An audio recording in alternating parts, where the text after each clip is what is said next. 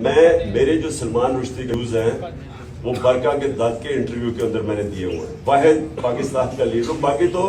باقی تو ہمارے لیڈرز اس کے خلاف بات نہیں کرتے تھے کیونکہ مغرب میں اس کی بڑی سپورٹ تھی.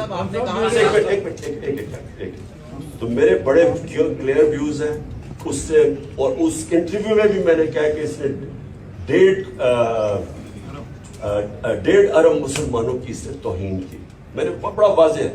اور میں پھر سے آپ کو ریپیٹ کرتا ہوں کہ یہ میں جو بات کر رہا تھا وہ اسپیسیفکلی کر رہا تھا کہ جو طریقہ کار ہے.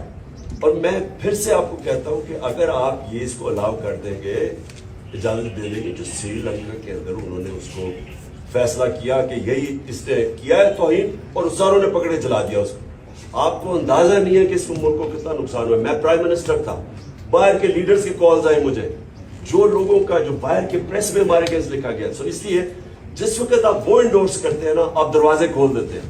کہیں بھی جا کے کوئی فیصلہ کرے جی فائدہ توہین کیا اس کو مار دیں. اس کے میں صرف پروسیجر کے پوائنٹ تھا. سلمان رشدی میرے خیال میں بہت بڑا فتنہ تھا. میرے بڑے اس کے اوپر کلیئر ویوز ہیں. میں اس کو کہا کہ میں کبھی کسی فورم کے قریب ہم نہیں جانا چاہتے جدھر یہ فتنہ, جس کو پتا تھا کہ مسلمانوں کو ہوتے ہوئے اس سے تکلیف پہنچائی.